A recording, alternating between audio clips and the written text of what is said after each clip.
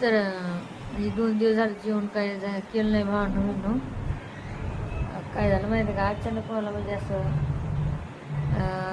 1 घंट्यापूर्वी असं मला असं म्हणजे थरथर कापणार होता आणि असं डोकं दुखू लागलं होतं. काही सुधारण नव्हतं. असं एकदम लूज झालं, एकदम असं गट म्हणजे बीपी लो झाला होता माझ्या. अशा काही गोष्टी आहेत माणसाला त्रास होते. आणि जे निर्लज्ज लोक असतात ते म्हणत नाही का, निर्लज्ज लोक सदा सुखी असे असते. तर निर्लज्जम सदा सुखी असं काहीतरी असते. जे खरे असतात ना त्याला हे त्रास असा होतो.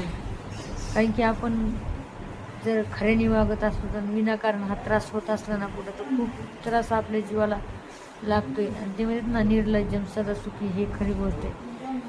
पण जे असे तकलीफ देतात का दुसऱ्या लोकाला, म्हणजे हे करतात विनाकारण, त्याचं पण कधी चांगलं होत नसते.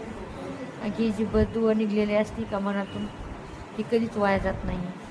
खरी गोष्ट सांगायची, कधीच वाया जात नसते. त्यांना लागणार म्हणजे लागणार.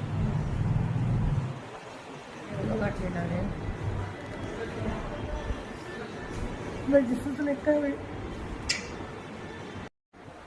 पाहिले का नाही, काही काम करून नुसतं घरी बसून उपास चालेल. पाहिले का काय म्हणते, दाजी लय दुखत राहिले. अरे एवढं म्हणतात, मी काम करतो मग दुखत नाही, हे पास चालेल. टेन्शन बीपी वाढले